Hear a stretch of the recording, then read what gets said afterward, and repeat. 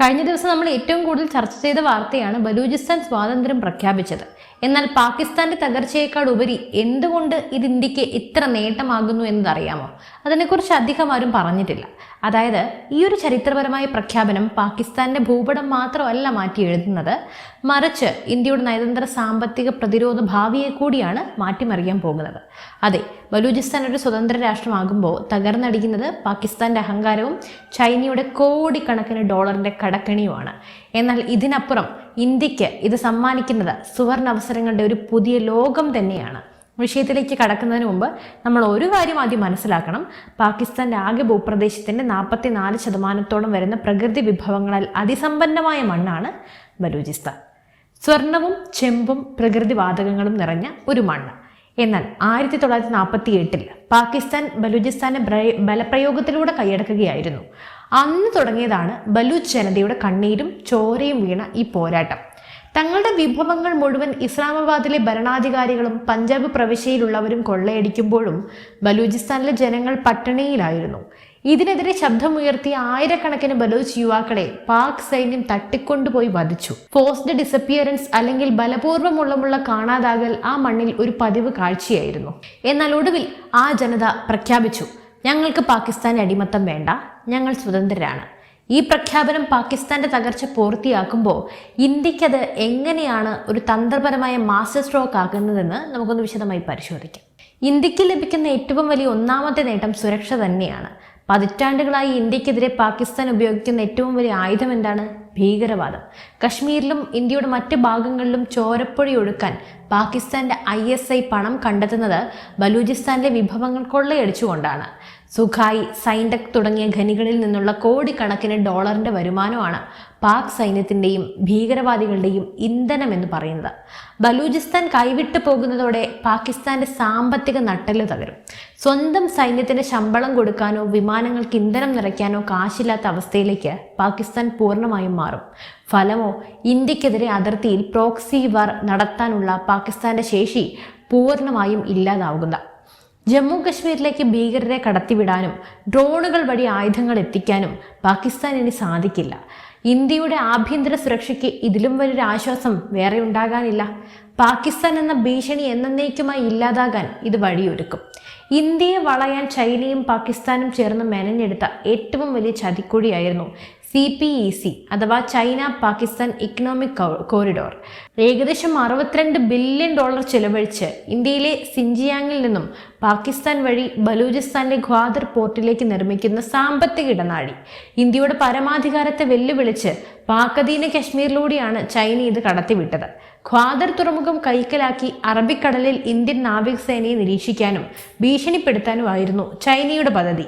എന്നാൽ ബലൂചിസ്ഥാൻ സ്വതന്ത്രമാകുന്നതോടെ ചൈനയുടെ ഈ $62 ബില്യൺ വെള്ളത്തിലാവുകയാണ്. സ്വതന്ത്ര ബലൂചിസ്ഥാൻ ചൈനയെ തങ്ങളുടെ മണ്ണിൽ തൊടാൻ അനുവദിക്കില്ല.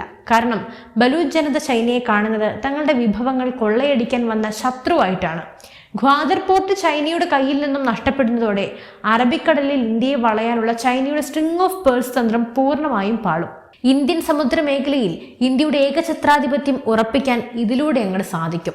ഇന്ത്യയുടെ സാമ്പത്തിക വളർച്ചയ്ക്ക് ഇതുവരെ ഉണ്ടായിരുന്ന ഏറ്റവും വലിയ തടസ്സം എന്തായിരുന്നു? മധ്യേഷ്യൻ രാജ്യങ്ങളിലേക്കും യൂറോപ്പിലേക്കും കരമാർഗം വ്യാപാരം നടത്താൻ പാകിസ്ഥാൻ വഴി നൽകിയിരുന്നില്ല എന്നതാണ്, അല്ലേ? അഫ്ഗാനിസ്ഥാനിലേക്ക് ഗോതമ്പ് അയക്കാൻ പോലും ഇന്ത്യക്ക് പാകിസ്ഥാന്റെ മുന്നിൽ കൈ നീട്ടേണ്ടി വന്നിട്ടുണ്ട്. എന്നാൽ ഭൂപടത്തിലേക്ക് ഒന്ന് നോക്കൂ. പാകിസ്ഥാന്റെ അതിർത്തികൾ ചുരുങ്ങി ബലൂചിസ്ഥാൻ ഒരു സ്വതന്ത്ര രാജ്യമാകുമ്പോൾ ഇന്ത്യക്ക് ഇറാനും അഫ്ഗാനിസ്ഥാനും വഴി മധ്യേഷ്യയിലേക്ക് നേരിട്ടൊരു വ്യാപാര പാത തുറന്നു കിട്ടുകയാണ്. ഇന്ത്യ ഇതിനോടകം തന്നെ ഇറാന്റെ ചബഹാർ തുറമുഖം വികസിപ്പിച്ചിട്ടുണ്ട്. ഈ ചബഹാർ തുറമുഖം സ്ഥിതി ചെയ്യുന്നത് ബലൂചിസ്ഥാൻ അതിർത്തിയോട് തൊട്ട് അടുത്താണ്. ഒരു സ്വതന്ത്ര ബലൂചിസ്ഥാൻ സർക്കാർ നിലവിൽ വരുമ്പോൾ ഇന്ത്യയുമായി അവർ ഏറ്റവും അടുത്ത സൗഹൃദം സ്ഥാപിക്കുമെന്ന കാര്യത്തിൽ സംശയമൊന്നും വേണ്ട. കാരണം സ്വതന്ത്ര സമരകാലത്ത് ബലൂച്ച് ജനതയ്ക്ക് നൽകിയ പിന്തുണയും അവരുടെ മനുഷ്യാവകാശങ്ങൾക്ക് വേണ്ടി അന്താരാഷ്ട്ര വേദികളിൽ ശബ്ദമുയർത്തിയതും ഇന്ത്യ മാത്രമാണ്. ഈ ലോകത്താകെ അവർക്ക് വേണ്ടി നിന്നത് ഇന്ത്യ എന്ന മഹാരാജ്യം മാത്രം.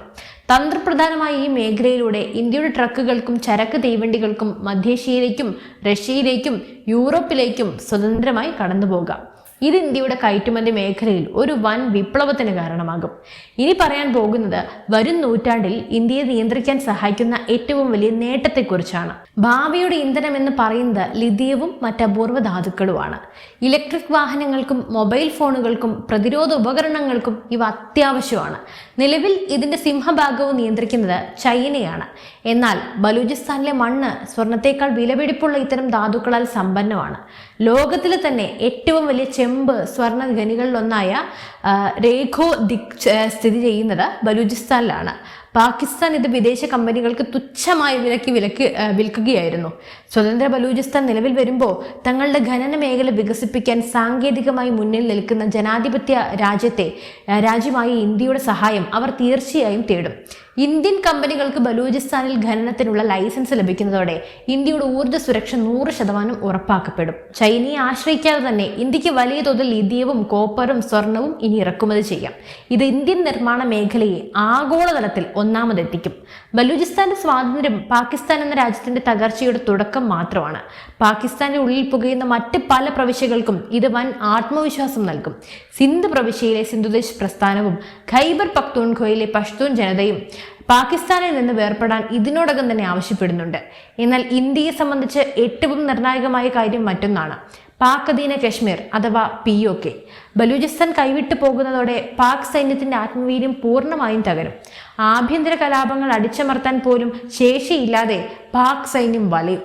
ഈ ഒരു അവസരത്തിൽ പാക് അധീന കശ്മീരിലെ ജനങ്ങൾ പാകിസ്ഥാന്റെ പട്ടിണി ഭരണത്തിൽ നിന്ന് മോചനം നേടി ഇന്ത്യയോട് ചേരാൻ പരസ്യമായി രംഗത്തിറങ്ങും.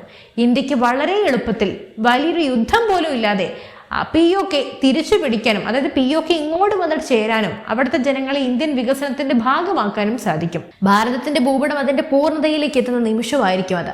ബലൂചിസ്ഥാന്റെ ഈ സ്വതന്ത്ര പ്രഖ്യാപനം ഇന്ത്യക്ക് കേവലം ഒരു നയതന്ത്ര പരീക്ഷണമല്ല, മറിച്ച് ഇന്ത്യയുടെ ആഗോള നേതൃത്വ പദവിയിലേക്കുള്ള വഴിത്തിരിവാണ്. ചരിത്രത്തിൽ പലപ്പോഴും ഇന്ത്യ സമാധാനത്തിന്റെ പാതയാണ് സ്വീകരിച്ചിട്ടുള്ളത്.